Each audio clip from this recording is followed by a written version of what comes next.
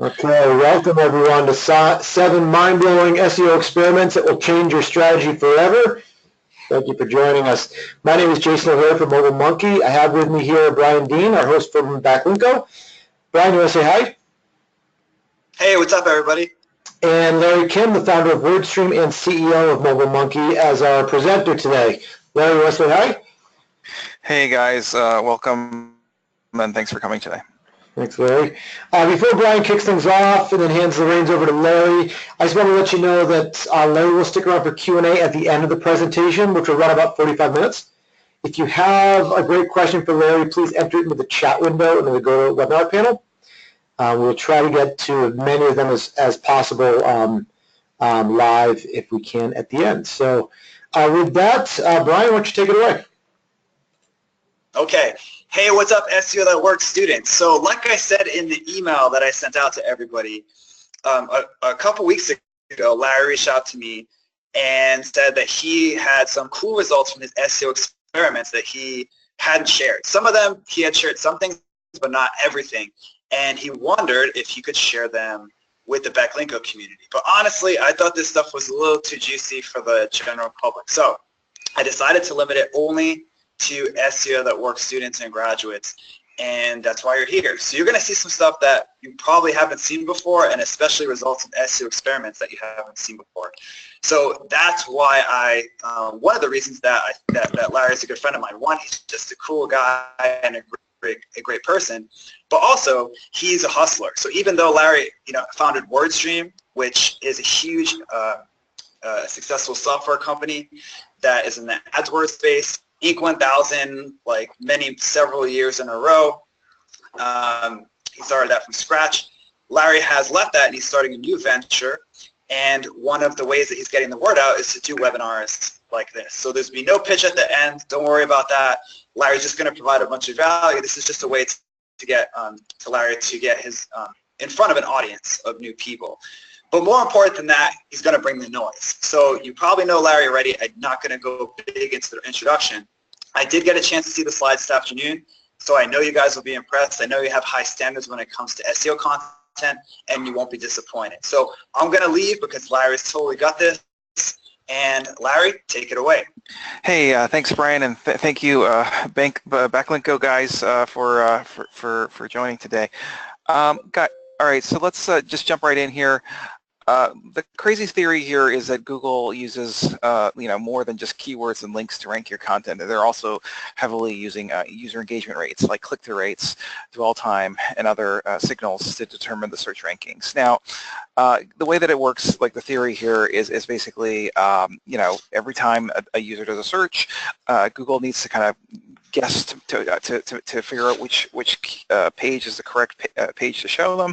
But then what the new thing here is that it checks to see if the intent of the user search was satisfied. If yes, it's going to use that result more often, and if no, it's going to try something else. Hey, Jason, I think your speaker is still on. Can you mute your line? Thank you so much. All right, so now I know when I suggest this a lot of times, people just say like, "Hey, Google," they say they don't actually do it, like they're denying it, and the reason they point to like statements from SEO PR spokespeople that say like, "No, we're not using it as a direct ranking signal," or like some other mumbo jumbo.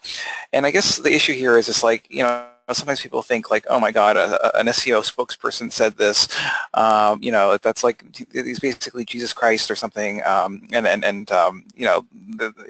we have to believe this guy, and my point here is just, he's not really SEO Jesus. He didn't write the algorithm. He doesn't report to Larry Page. He reports to some guy who reports to another guy who reports to another guy who reports to another guy who reports to the CEO. So like you're basically 5 or 6 levels down here, and sometimes they might not. It's basically a glorified technical support rep.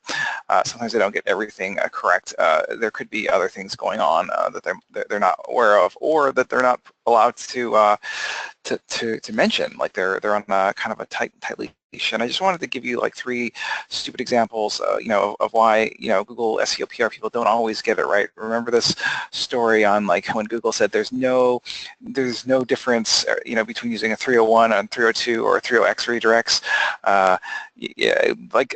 That does not jive with any of anyone's experiments.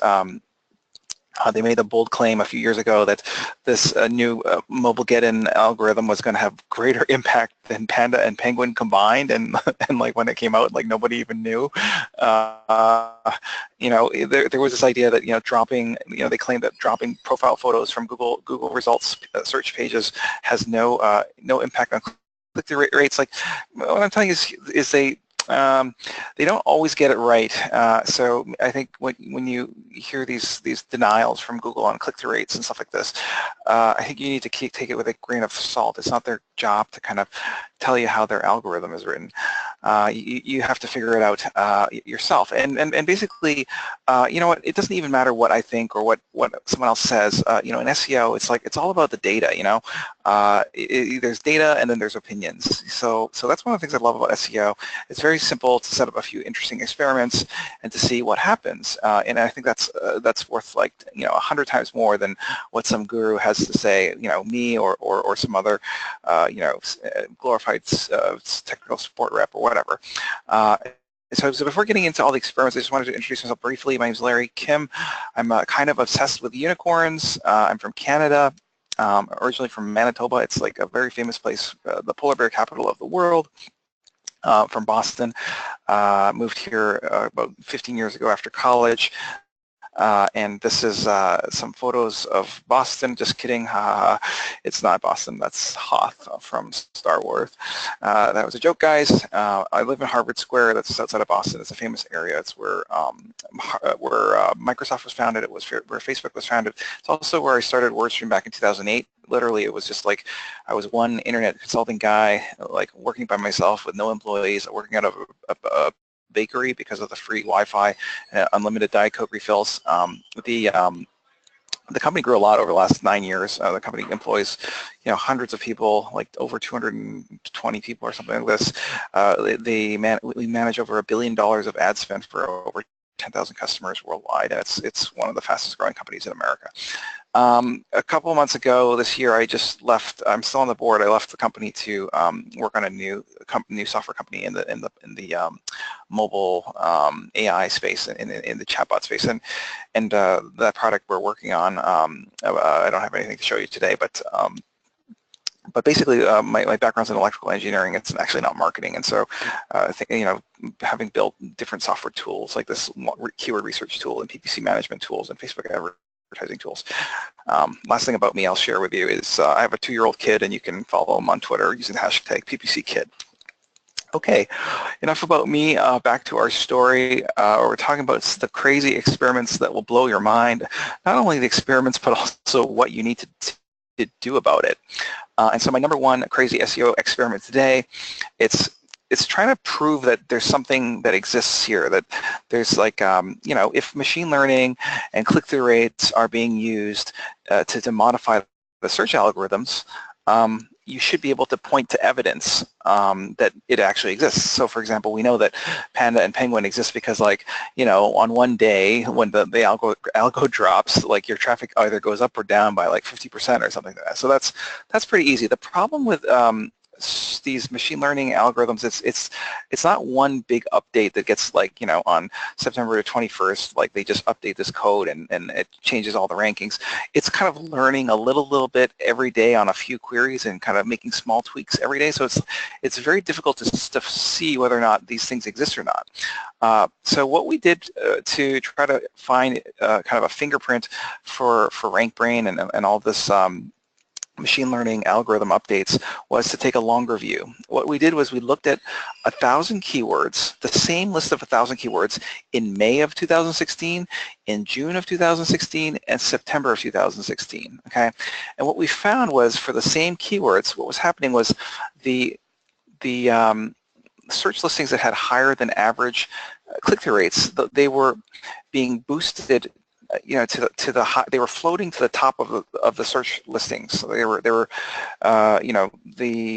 so if you look at in May of 2016, the average click-through rate for the number one spot was around 23%. By June, it was around 24%, and by July, it was September, it was around 27%. So what's happening is that Google is kind of reordering the search results pages, listings, kind of putting the ones that people click on closer to the top. And of course, because SEO is winner take all, the ones that aren't being clicked on kind of just, they just sink to the bottom, and all of the gains for the positions 1, 2, 3 come at the expense of listings that are then pushed down to positions 4, 5, 6, 7, 8, 9, 10. Hopefully that makes sense. Number 2 crazy SEO experiment: does click-through rate impact rankings? Okay, so obviously ranking impacts click-through rates, so we know that if you're in the first position, then this was a study by Moz, Philip something from Moz. He, basically what he's saying is that if you're in the first position, then it's like expected click-through rate is like around 30%. If you're in the second position, it's around 15% or something like that. So clearly, the average position impacts click-through rates, but what about the reverse? Does having a high click-through rate impact ranking? And so to do this, what we did was we looked at normalized click-through rates. So rather than looking at your absolute click-through rate, saying like, oh, I have a 3% click-through rate or a 5% click-through rate, we normalize the click-through rate of every search listing based on the expected click-through rate. So, what we're trying to do is say, is this listing, does it have a higher than expected click-through rate for the given position, or does it have a lower than expected click-through rate for the position that it currently occupies? And what we found was the listings that were beating the expected click-through rates for their respective positions were far, far, far more likely to show up in positions 1, 2, and 3.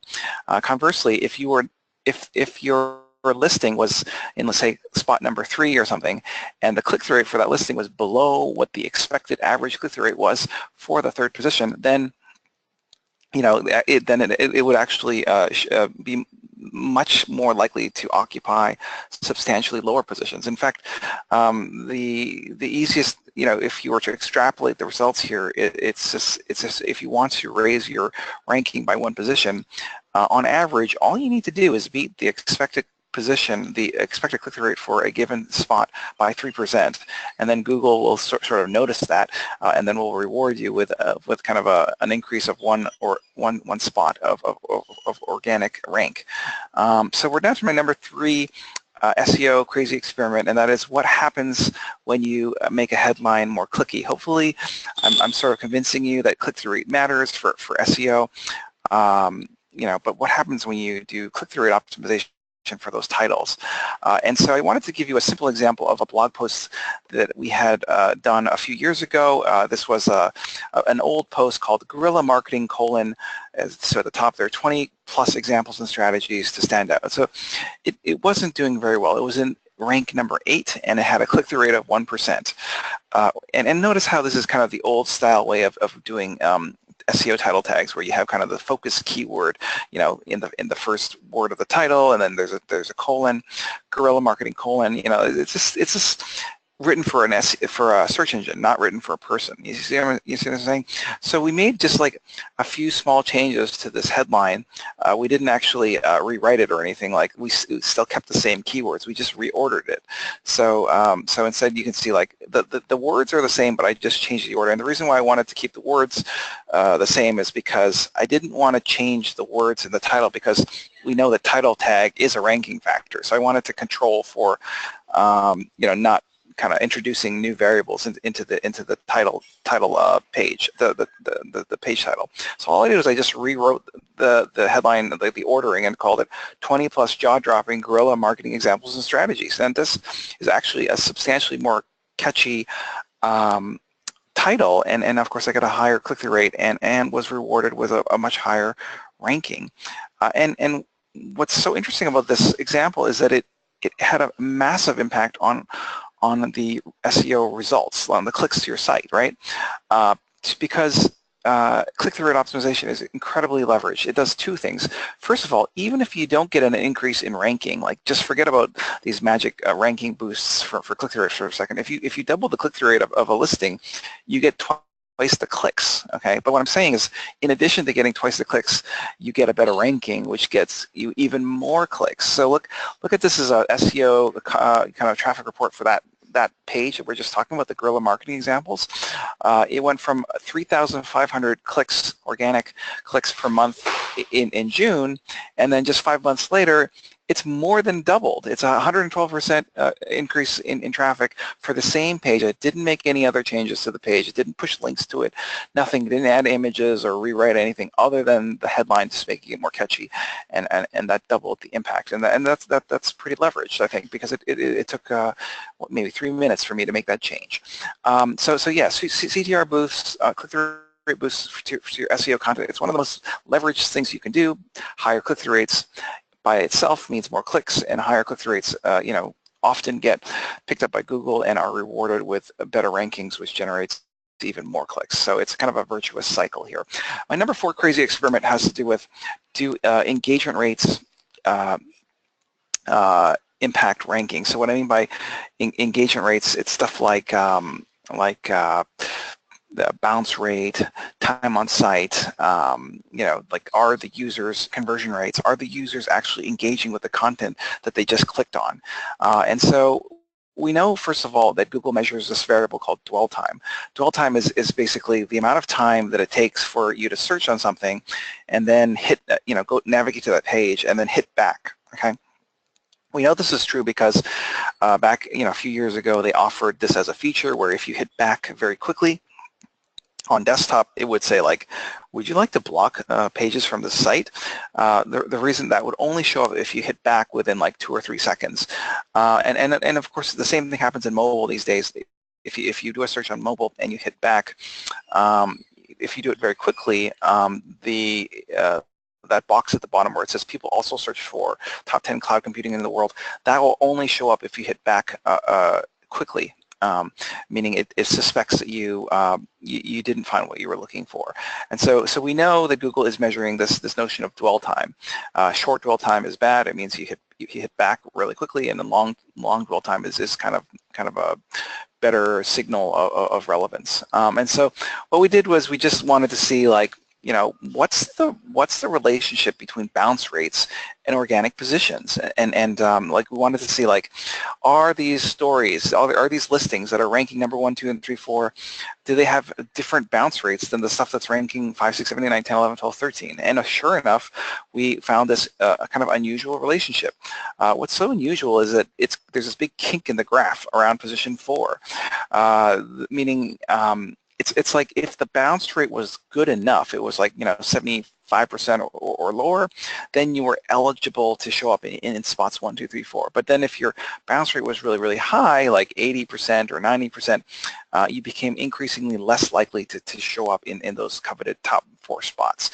And the fact that it's so kind of discontinuous there, like there's like that kind of a step function there, if discontinuity in math, that implies to me that this is not a natural relationship, that it is indeed algorithmic in nature, because these types of like kinks don't just happen, by themselves.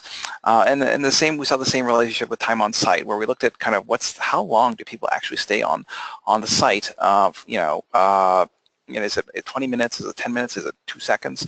On average, it was like you needed to be there for like around 500 seconds to be eligible for the top 6 spots.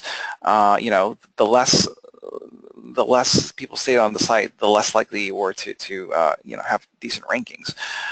My number 5 crazy experiment has to do with feature snippets. Now, of course, there's been lots of articles written about like feature snippets and why they're so amazing and why you need them, and it's like you absolutely need to have a feature snippet. There haven't been a lot of research on how Google calculates which feature snippets to actually show. So for example, this is a kind of an interesting example. For the query, what is link building? Somehow WordStream gets the feature snippet ahead of all these other sites like Moz and Search Engine Watch, even though Moz and Search Engine Watch appear to have exact matches on their title tags, whereas WordStream doesn't have it. It's like learn the fundamentals of link building. That's not an exact match, but yet it's getting the feature snippet. So why is that? And so the best way to reverse engineer an algorithm is just to do some research here.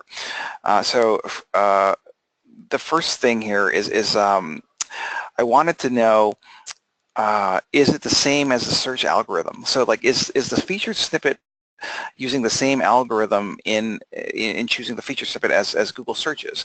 And basically what I can tell you is that's absolutely can't be the case, because the feature snippet often comes from the number 1, number 2, and number 3 listing, but about a third of the time, the feature snippet comes from the number 4, or the number 5, or the number 6, or 79, 10, or even number 71 listing. You see, like in this previous example, the snippet belonged to the word stream, which is the number 4 listing. Like if it was just using the SEO algorithm, the conventional SEO algorithm, then why wouldn't they just pick it from Moz? Do you see what I'm saying? So there must be something else going on. So then what else is going on? Well, a lot of people say that it has to do with having content that is in a snippable format. Like if snips are typically between 35 and 55 words long, and if you happen to have a nice little quotable piece of content that's around roughly that number of words, that'll improve your chances. And of course, it does improve your chances, but it doesn't explain for the other third of results where the listings are coming from very, very short pieces of content or very, very long pieces of content. You see what I'm saying? So there's got to be something else at play. And I wanted to give you an example of a really crazy snippet. It's how to get more Bing reward points. Okay, so this is a situation where WordStream has the featured snippets, and it's outranking the Bing website. It's outranking the official YouTube channel of Bing. It's outranking Windows Central, Bing.com, et cetera, et cetera. So, and Reddit. So why the heck is the number 10 ranked spot being featured as a featured snippet? And by the way, the easiest way to crack an algorithm is to look at these edge cases, because once you solve for the edge cases, you can apply that learning to all the cases. And so the one thing I did was I looked at that URL in question for how to get more Bing rewards points, and what I found was it had a very, very unusually high click-through rate. It was it had a 21.43% click-through rate, even though it was in the 10th spot. So when you're in the 10th spot in SEO, the expected click-through rate is around 2 or 3%. Okay, so this listing has such a high click-through rate compared to what it should be, and so I think that is why it got chosen for the featured snippet. The other thing that I noticed was this page had a 14-minute and 28-second time on site. That's a very long dwell time.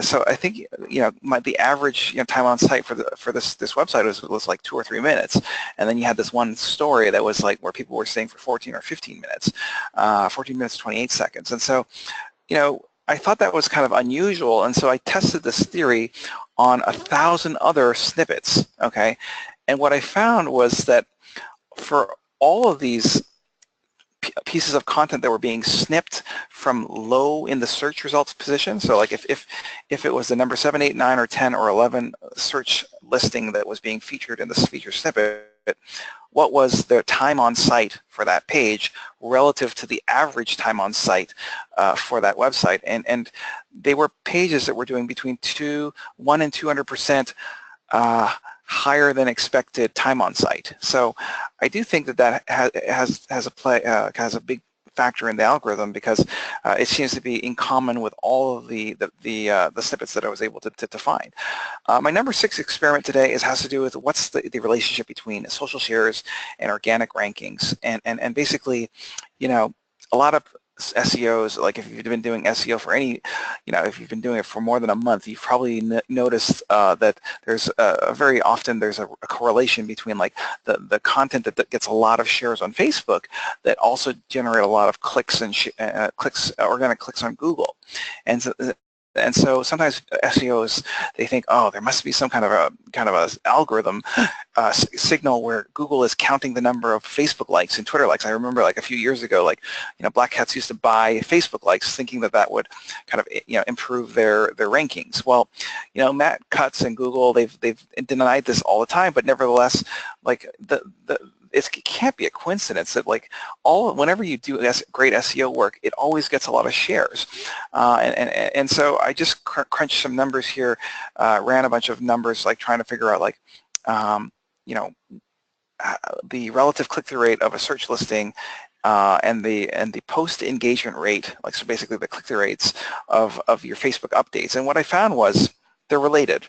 The reason for the correlation is there has to be a reason why the same stuff does well in SEO and Facebook, and the reason is because it's because both Facebook and Google employ machine learning algorithms that reward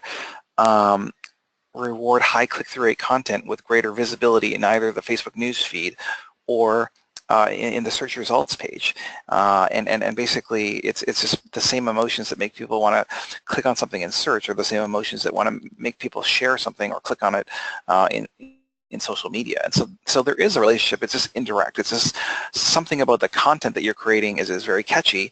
It then gets a high click-through rate, and then gets a high ranking or a high visibility in either Facebook or Google. You got that? And so that's why actually I'm going to give you a couple examples. This is one for best free survey sites. Notice how this is a blog post that gets a 7.4% click-through rate when you share it on Facebook, and it also gets the #1 Google spot, and it also gets the feature snippet. Here's another one: catchy email subject lines. It has an 8.5% engagement rate when I share it on Facebook organically, and it also gets the #1 spot organically, because they both have high click-through rates. Another one, develop presentation skills. I could go on here, but you get the idea. If you have a catchy title, 20 ways to improve your presentation skills, then it tends to do well in SEO. It tends to get the snippet, and it will get an unusually high click-through rate when you share it on Facebook, 7.1 in this case. My last experiment for today is sort of what's the relationship between engagement rates and conversion rates. So obviously we want to get lots of clicks to your website, but it would also be cool if we could get people to buy whatever the heck you were selling, and so people might ask, like, what's the point of getting all these clicks if they're not going to buy? Well, what I found was the higher the click-through rates, so the more you can get these click-through rates up for your search listings, the more they're going to convert. This is just an example looking at an e-commerce shop that had thousands of product listings, and we just ordered the different product listings based on their click-through rates and then looked at their corresponding conversion rates. And then what we saw was the higher the click-through rates, the higher the conversion rates. And so what's happening here is just if you get people excited enough to click on your listing, either through Facebook or through search, that excitement will carry through to a purchase. They will, keep up that level of excitement and are more likely to actually do the thing that you were hoping for. So it's kind of like a win-win-win. Like if you increase these click-through rates, more people will click on your listing. The listing itself will be featured as a featured snippet and will have a better ranking. And of those higher number of people who click through, they're more likely to convert as well. Guys, I lied. There's actually one extra new experiment that I didn't include here. So it's actually 7 experiments plus a bonus experiment. And I wanted to kind of look a little bit more deeply into like how bounce rate and time on site and other page engagement rates impact SEO rankings. And for this, I employed the power of time travel. So this is a organic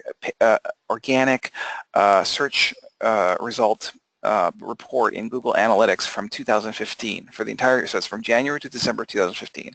I'm trying to figure out what are the pages that generate the most organic traffic to my site, and then looking at how long people stay on those pages compared to the average. So the average page view for all of the pages on the site is around 4 minutes.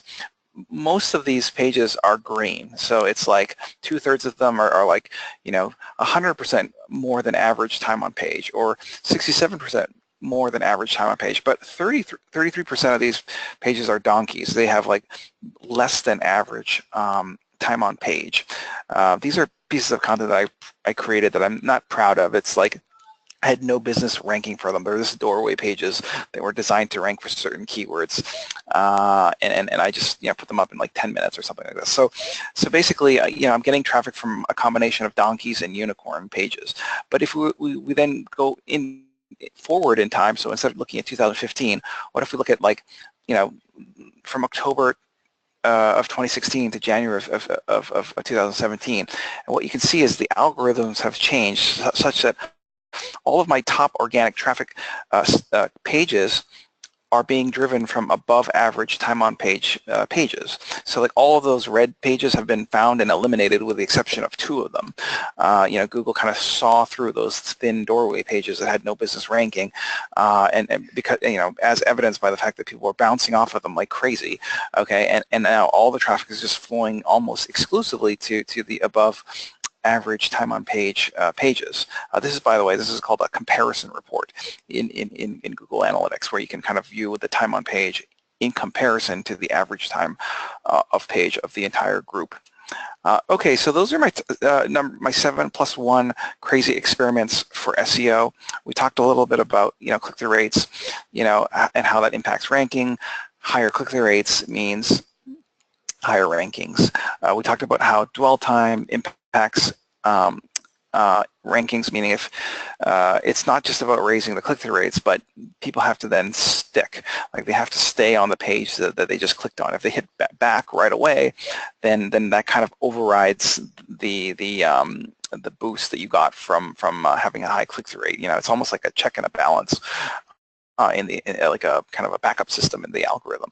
And number 3, we talked about how it's not just about getting more clicks, but other systems such as the Facebook newsfeed, such as pay-per-click advertising, and such as conversion rate optimization.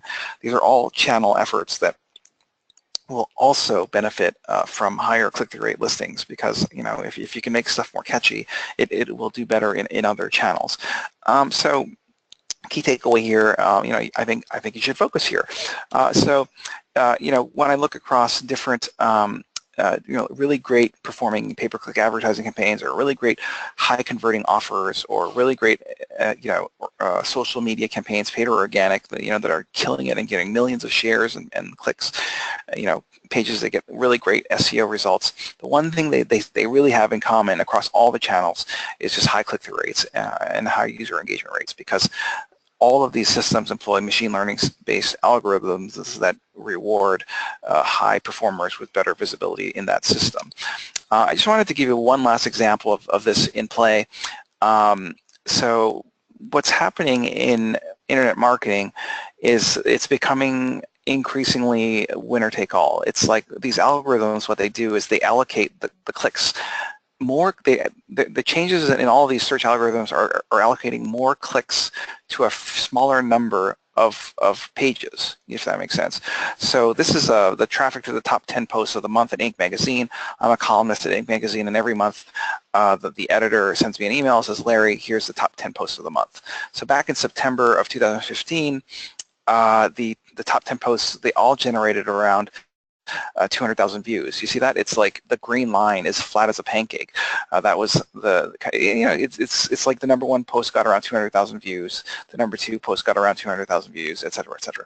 If you fast forward over the months to September of 2016, what you'll see is that the top 2 posts for Inc. Magazine for the month of September 2016 generated more clicks than the number 3, 4, 5, 6, 7, 8, 9, 10 combined. And so what's happening here is, when you employ these systems that use feedback loops of click-through rates to reward more clicks to winners, those clicks have to come from somewhere, right? So those gains in clicks are all coming at the expense of the donkeys. So those donkeys are getting fewer and fewer clicks. It's hard to see, because it's not like your traffic, got cut in half overnight.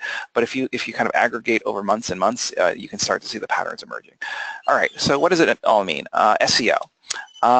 So we've been talking about click-through rates and engagement rates. I've hopefully convinced you that they matter. What does it all mean? A lot of people are saying there's nothing you can do about this. Here's one really smart guy saying, you can't optimize for Rankbrain. But I think that's crazy. I think the stupidest thing you could do is just sit on your hands and let your fate be decided by these algorithmic gods. Instead, I think we need to, it's pretty simple.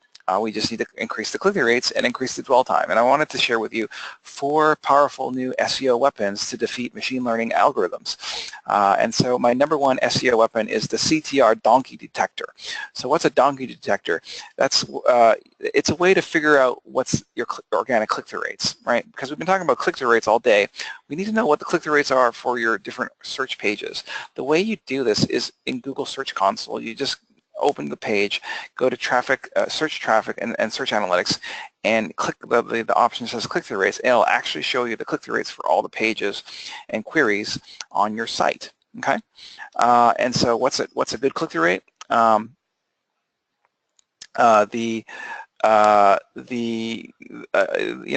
It's relative. What's a good click-through rate? Because we need to know what's a good click-through rate because we need to know whether or not we should optimize it or not, right? Like if I tell you I have a 3% click-through rate, you're like, is that any good? I'm like, I don't know. It depends on the position, right? And so basically the idea here is the problem or the challenge here is that it's very difficult to know whether or not that 3% or 4% click-through rate is any good or not because click-through rates vary dramatically based on the layout of the search engine results page. So if you're working in a search niche like shopping, where there's these really evasive ads, like the shopping ads followed by a 4-pack of search ads, that means that something like 70% of the clicks are being soaked up for this page by the ads, and there's only 30% left to go around. So, meaning the click-through rates for those remaining 3 listings or whatever, it's going to be a lot lower than had these ads not been in the search results page. And so, basically, what I'm suggesting is we not use those stupid benchmark tables where it's just like, the #1 spot needs to get 30% click-through rate, #2 has to get 20%. Like, no. What you need to do is just benchmark your own data in your own niche. Okay, so you download all of the Google Search Console data of click-through rates and average positions and just dump it into Excel. Each one of these dots is one of your pages and its corresponding click-through rates. Okay, and then just plot an average, like just what is the average click-through rate for all of the content in your Search Console, and that red line is sort of the expected average click-through rate. And so what I can tell you is that there's donkeys and unicorns here. There's pages that are far exceeding the expected click-through rates for a given organic spot, and then there's donkeys that are falling far short of what's expected at those positions. And so the idea here is to focus on fixing the donkeys and killing the unicorn. Or sorry, fixing. Just fix the donkeys, okay? Because we want to turn the donkeys into unicorns. We do not want to turn the unicorns into donkeys. Okay, like if it already has got a really killer click-through rate, no sense in fixing it. Like it's just like you're just going to screw it up. But if you focus on the donkeys, it's like, even if you screw it up, it's not like you didn't cause any harm because it was doing awful to begin with, and there's more upside because the click-through rates are in the toilet. Basically, the donkeys, those are kind of your bottom 10%. That's going to be the content with that's like the bottom 10% of click-through rates that are 3 times worse than the average click-through rate for that spot. And then the unicorns are kind of 2 times better than average. So if you can just convert these donkeys into unicorn click-through rates, you'll actually increase the number of clicks by 6 times. That's even without a rankings boost. But I'm telling you that if you increase your click-through rate by 6 times, you'll definitely get a ranking boost. You'll even get the featured snippet. You see what I'm saying? So basically, now you're like, okay, I get it. I want to convert my donkeys into unicorns. What's the, how do you do this? Well, you need the donkey to unicorn converter. So see these title tags, data solutions, what is big data? These title tags all suck. This is like the old way of doing SEO where you have to have the headline include the focus keyword like 2 or 3 times, and it sounded like it's someone who is like really repetitive. You know how I know these sucks? It's because a keyword-heavy title tag is it's the equivalent of using dynamic keyword insertion in PPC. Like in AdWords, like that's actually my specialty, AdWords. people use this stupid kind of title template in ads called dynamic keyword insertion, where they just kind of parrot back the exact words that people were searching for, and that's exactly what those previous SEO listings were doing. You see how it's the same thing. These are awful. It's an awful strategy for click-through rate. Why? Well, WordStream actually had billions of dollars of ad spend, and we analyzed kind of like, was dynamic keyword insertion working or not? And basically it worked okay, but not great. If your goal was only to kind of get above average click-through rates, or maybe even the top 15 percentile of click-through rates, then sure, use those stupid dynamic keyword insertions where you're just parroting back kind of the focus keyword. But again, the goal here is not to get like slightly better than average click-through rate. You really need to be these unicorns. You really need to be in the top 5 or top 1% of the highest click-through rate possible titles. So that you get all these bonus points, that we're talking about. And it turns out that these repetitive dynamic keyword insertion headlines are actually a lot less likely to be unicorns. And so how do we make our unicorns if not to just use these stupid title tags with loaded with the keywords? I've done a lot of research on this, and I can share with you, 2 or 3 findings. One of them was to leverage emotional triggers, and so these were the 9 emotions that made people click on things like crazy: laughter, fear, amusement, joy, curiosities, empathy, awe, anger, and sadness. And another key point was to write the headline not from the perspective of you, the company, speaking to a reader. You have to create them using a persona of one of these other people, like the comedian, the feel-good friend, the hero villain, or the bearer of bad news. So let me give you an example of this. And number 3, you need to then employ this kind of title template that's employed by viral articles. It's like format, emotional hook, content type, and topic. So 5 awesome SEO strategies to defeat Rankbrain. And this is a really great title, and it got you to sign up for this thing, didn't it? So then the idea is you take those tips, those 3 tips, using the personas, the emotional triggers, and the kind of the formatting, and then you have to create a lot of different headlines. So a lot of a unicorn, it's like top 10% kind of thing. So the odds of finding one of these things is basically 1 in 10. So you really need to come up with different combinations of emotional hooks and different different numbers and personas, and so the key here is to be open-minded and try to find something that sticks. Now, a lot of times with the headline research, people they think they're testing more headlines than they really are. So the question here is, how many headlines is this? And the answer is, it's 1. It's the same headline with different punctuation and different capitalization. But that doesn't really make a difference. Basically, you need to create different headlines, and this is what I'm talking about. You mix up the different numbers, the different emotional triggers, and such, different personas.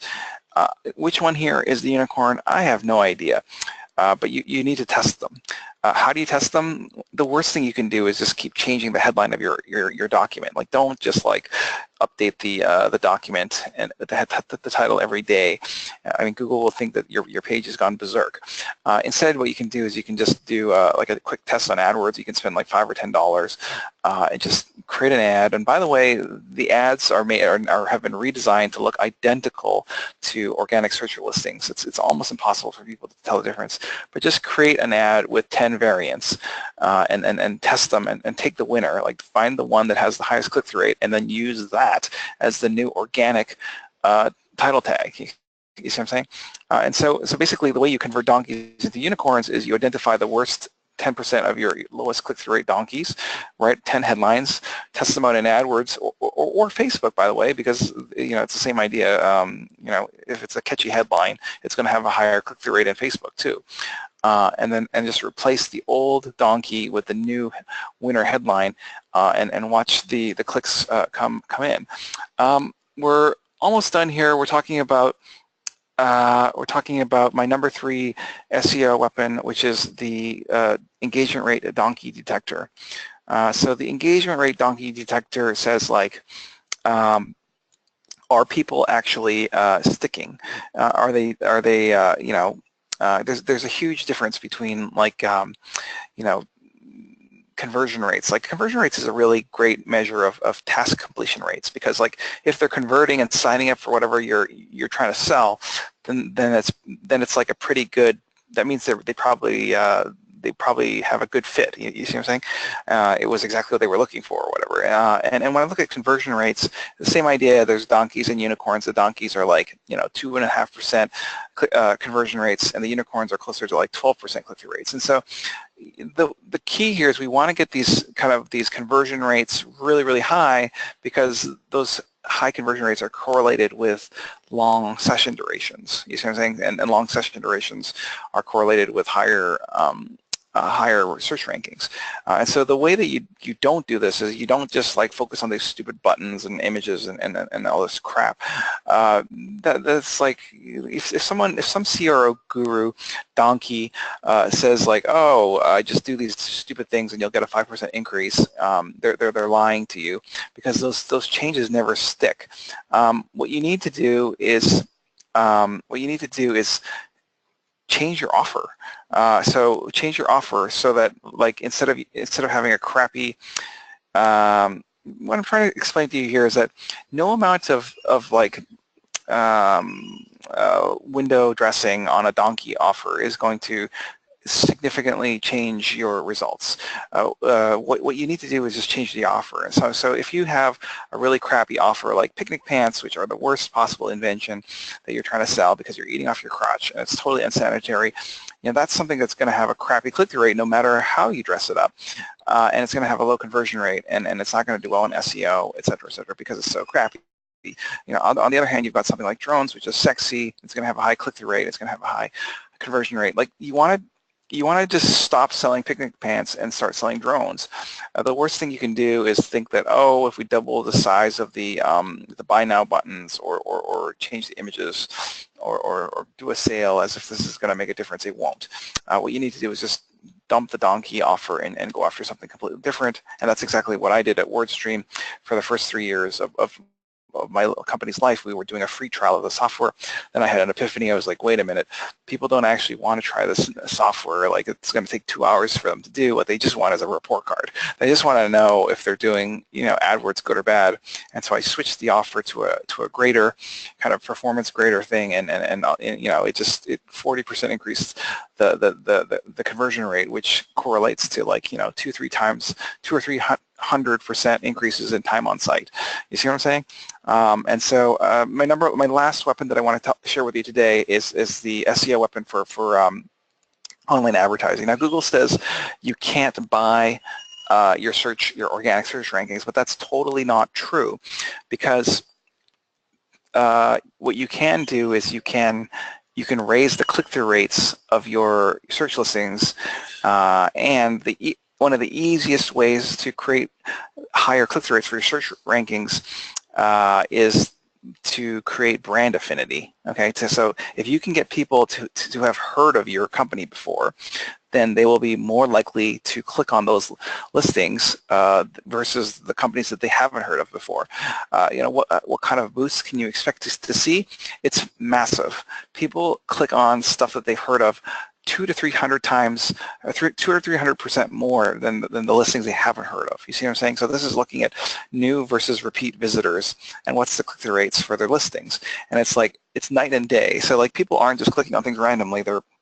It's kind of a reflection of their own tastes and preferences and the brands that they're familiar with. So it's the same thing with time on site and conversion rates. People are substantially more likely to actually sign up or buy from the companies that they've heard of before. It's like they'll 2 to 3 times more likely to click and 2 to 3 times more likely to buy.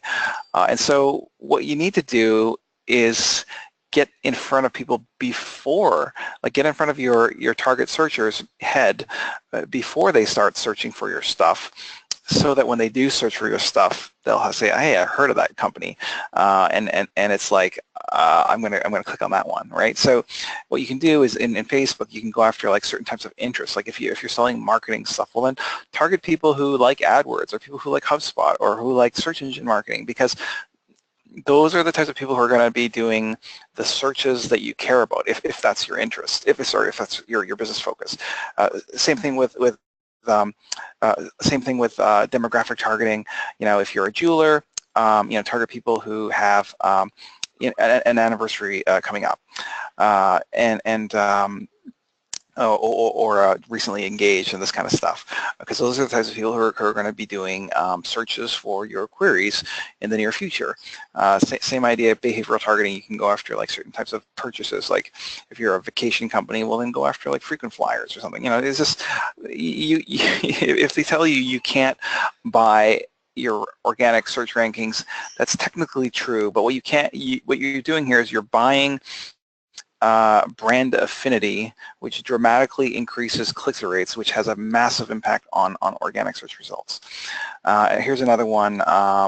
Just display advertising in the Google Display Network based on people who visited certain websites, like certain affinities, like people who visited Search Engine Land or the AdWords blog or Search Engine Watch, etc.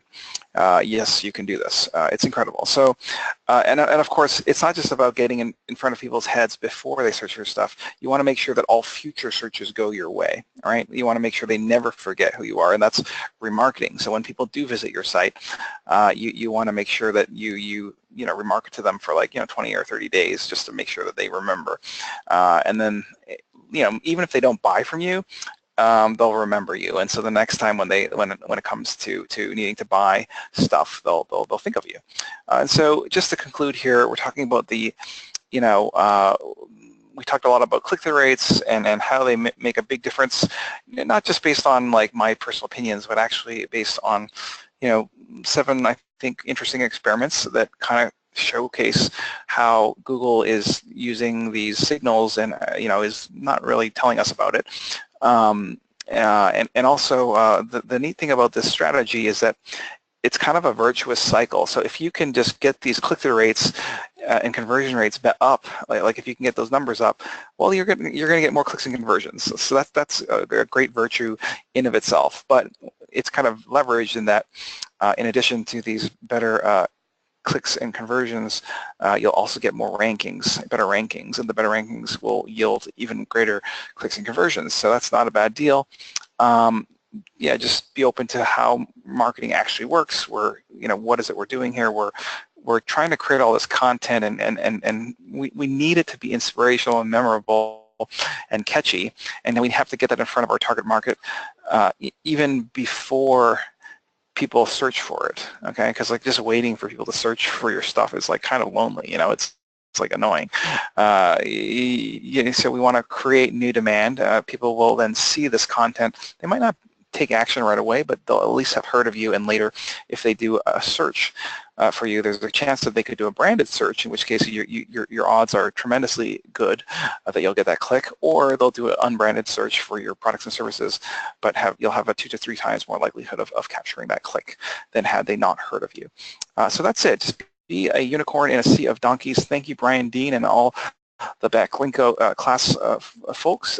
Is there any questions? We have like 5 minutes left for questions. Just type them into the chat box below, and I can try to answer them. Jason, do we have any questions for our attendees here? Hi Larry. Yes, we have a couple. First of all, thanks everyone for joining. Quite a crew attend. I did get one question about if the slides will be available. We are recording this.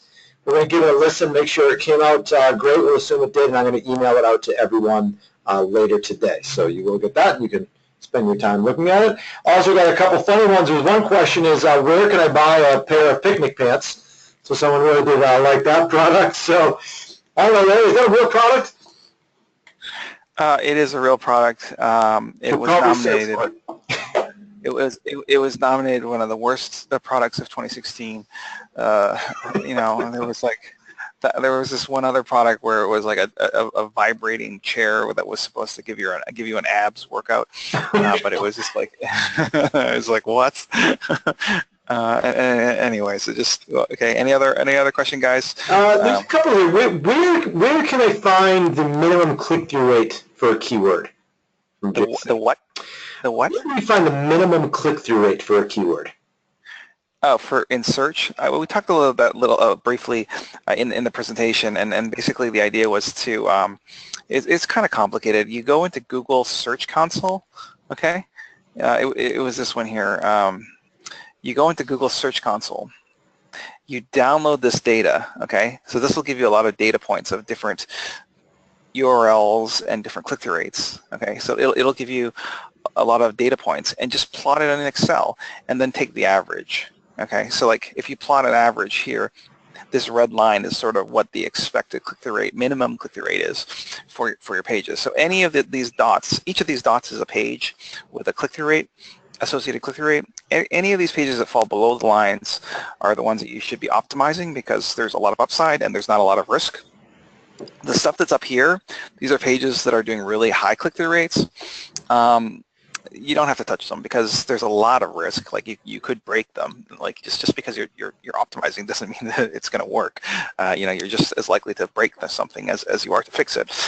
So don't touch these, because it's like basically it's already working. So don't mess with success, if you will. Okay. Great. Another one here from Andrew. Is there any script out there to provide dwell time, given Google Analytics provides 0 time for anyone who clicks back on a single page? Yeah, dwell time is different from bounce rate and time on site, because dwell time is measured from the Google search result page, whereas time on page and bounce rate is measured from the perspective of your website. But I found that they're like, I have no way of measuring dwell time, but I have found that these secondary metrics like time on page and bounce rate are indeed close enough proxies. Like they're correlated to rankings. So just look at the time on page and bounce rate numbers on your Google Analytics. It's the best you can do, but it's good enough. Okay, great. Here's one from Andrea. So you create 10 pages at the same time with different titles and put them on AdWords, or do you do it at one time? I do them simultaneously. Like it's called a split test, where you're running you write 10 different ads, set a $20 budget or whatever. You don't you have to bid for a position. So like you need to make sure that they all show up on the same ad spot. Like you can't have these showing up in like ad spot number 10 and ad spot number 1. Like you have to control for that variable. They all have to be in ad spot number 1 or something like this, or number 2. And just run it for a few days. You want to get at least 20 clicks, and just pick the one that has a high click-through rate. Yeah. And specify to Google to rotate evenly through the 10 different ads. Great. Let's do 2 more quick ones, and then we got to go. How can we test different headlines for SEO? How can you test them? SEO, yeah. Well, it's very hard, right? Because you need a way to figure out which one's more catchy. So this was one of the ways, was to use AdWords. Okay. The other way to do it was to just share the page as ads in Facebook. Okay, as Facebook ads, you can share it 10 times, use the same image, just change the headline. Okay, and run that as like a $20 ad campaign, and see which gets the higher click-through rates. Like you're just trying to figure out what's the most catchy headline, and you can do it with AdWords or you can do it with Facebook ads. It doesn't matter. Okay, and last one here, so that actually asked twice. What about a 301 from HTTP to HTTP? Oh, any risk there?